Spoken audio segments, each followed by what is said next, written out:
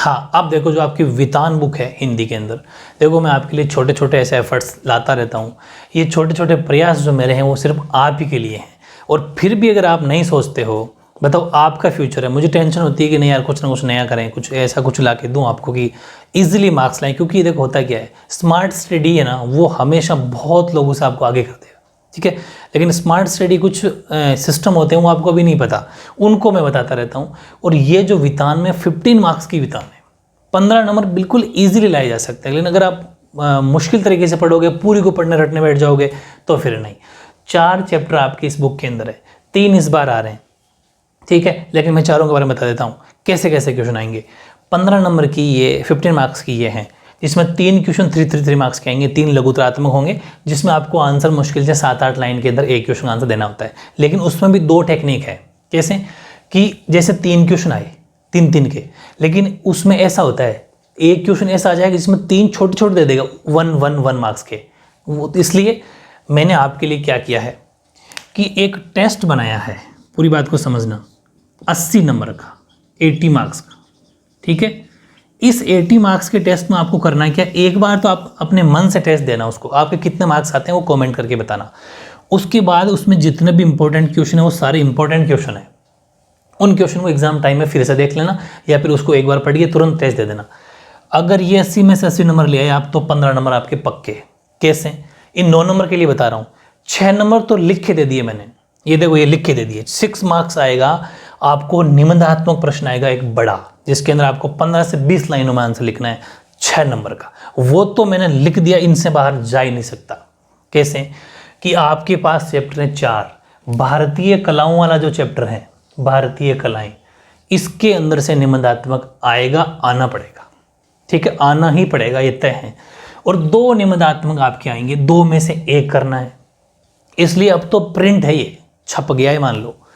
इन चारों क्वेश्चन को पढ़ना है सिर्फ, जो चारों ही क्वेश्चन भारतीय कलाओं से है। एक ऑप्शन में जो मिलेगा वो हो सकता है अलग चैप्टर का हो, आपको उससे क्या करना, अथवा कोई 2 में से 1 करना है। आपको इसमें से पढ़ना है कि भारतीय संगीत की प्रमुख विशेषताओं को स्पष्ट कीजिए। ये अपना इंडिया का या स्टेट का भी, इसके अंदर बहुत सारे राज्यों के नृत्य वगैरह भी है, ये कल्चर है। और हर कॉम्पिटिटिव एग्जाम में आजकल कल्चर को इतना जोड़ दिया गया है कि बहुत, हिस्ट्री तो कम हो गई है, कॉम्पिटिटिव एग्जाम के अंदर हिस्ट्री को बिल्कुल इग्नोर करे जा रहे हैं, क्योंकि हिस्ट्री में कोई सीखने को नहीं मिलता ज़्यादा। पहले वो थे वो लड़े करे, क्या मतलब है उसमें, कल्चर सीखना ज़रूरी है। हमारी संस्कृति कैसी थी, लोगों का पहनावा कैसा, अभी भी पहनावा है, जनजातियाँ लोग जो हैं वो कैसे रहती है, ठीक है, जंगलों में लोग कैसे, बहुत सारी बातें यहाँ पर है, ये हमें सीखना बहुत ज़रूरी है। इसलिए कल्चर हमेशा इंपॉर्टेंट, जिसका कल्चर और ज्योग्राफी और पॉलिटी मजबूत है ना, तय है उसका सिलेक्शन। इसलिए ये कल्चर के 4 क्वेश्चन उस चैप्टर से पढ़ना है, कोई भी 5वां क्वेश्चन आपको नहीं पढ़ना, आपके 6 नंबर पक्के। और वो 4 क्वेश्चन आपके सामने ये है ही। सेकंड देख लो, भारतीय लोक नृत्यों पर एक लेख लिखिए, बहुत कुछ सीखने को मिलेगा हमारे कौन कौन से लोक नृत्य हैं। तीसरा, भारतीय शैलचित्रों के विकास पर एक लेख लिखिए कि भारतीय शैलचित्र के, इसमें कैसे आंसर देना है कि पहले शैलचित्रों के बारे में लिखना है, शैलचित्र क्या होते हैं, उनका फिर विकास कैसे और डेवलपमेंट कैसे वो लिखना है 6 नंबर में। लघु चित्र किसे कहते हैं, भारत में इनके प्रकारों व इनकी विशेषताओं का वर्णन कीजिए, स्पष्ट कीजिए। 6 में से कोई एक क्वेश्चन आपको एग्जाम मिल जाएगा। 6 नंबर की हेडेक खत्म। बचे 9, तो 9 जो टेस्ट ले रहा हूँ उसमें इंपॉर्टेंट क्वेश्चन है सारे, उनको पढ़ लो। 15 में से 15 आ जाएंगे, तन मन से एक बार अच्छे से पढ़ लेना, ये पक्की गारंटी है। ये 15 मार्क्स आपके तैयार क्यों कर रहे हैं अपन ऐसा, हिंदी इंग्लिश को अपन इस 7 डेज के अंदर क्यों खत्म किया, क्योंकि मेन सब्जेक्ट में बहुत मेहनत करनी है। उनमें वो 60 डेज का जो टाइम टेबल का वीडियो आएगा उसको फॉलो करना, ताकि आराम के साथ बहुत शानदार तैयारी हो जाए। और जो ये हिंदी और इंग्लिश अपन ने खत्म किए 7 डेज के अंदर, इसको बार बार जब भी मौका मिले, जब भी आप जैसे संडे टू संडे टेस्ट दे दो, कभी उठाए कोई 2 चैप्टर टेस्ट दे दिया, कभी 3 टेस्ट दे दिए, कभी फिर 4 टेस्ट, जैसे चलते टेस्ट देते रहना, ताकि रिविजन होता रहेगा। ओनली फॉर संडे बस, तो रिविजन होता रहेगा। ये बातें मैंने बतानी तो बता दी। और फिर अब जो मैंने आपको कहा था ना कि 3 क्वेश्चन आते हैं लघुतरात्मक 5 लाइन के, उनमें एक क्वेश्चन ऐसा आ सकता है, निम्न प्रश्नों के उत्तर दीजिए।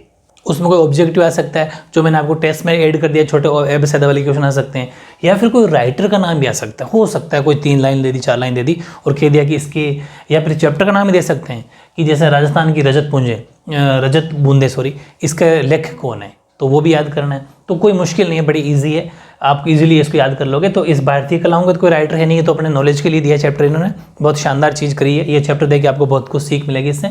और जैसे आलो अंधारी के बेबी हालदार और राजस्थान की रजत व अनुपम मिश्र और जो भारतीय जो गायिकाओं में लता मंगेशकर बाद कुमार गंधर्व, ये 3 लेखक याद कर लेना। कोई क्वेश्चन आ जाए चैप्टर का नाम देके पूछ लेते हैं इसके लेखक कौन है, तो बहुत ईजी है। इस फॉर्मेट को फॉलो करो, बहुत टेक्निक है ये। 15 में से 15 नंबर आपके कंप्लीट हो जाएंगे।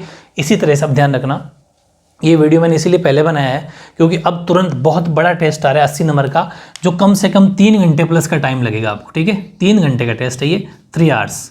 तो 3 आवर्स का ये जो टेस्ट है इसको आपको बहुत अच्छे से करना है। 80 में से 80 नंबर आने की कोशिश करना। पहले बिना देखे, मतलब पहले आपको खुद को पढ़ के देना है। ये चारों मिलेंगे, ये चारों मिलेंगे, ध्यान रखना। चारों की प्रैक्टिस करने के लिए मैंने चारों दे दिए हैं, चारों को ही प्रैक्टिस करनी है।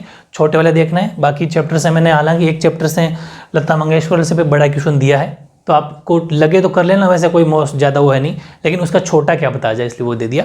वो सारे क्वेश्चन मोस्ट होंगे। निबंधात्मक में ये है क्योंकि सबसे बड़ी हेडेक यही रहती है, इतना बड़े कैसे याद होंगे, तो बड़ों को तो मैंने आपको हेडेक खत्म कर दी, ठीक है। ये आपको प्रैक्टिस करनी है, एक सिस्टम बता दिया किस अकॉर्डिंग 15 नंबर लाने हैं, ठीक है। ओके।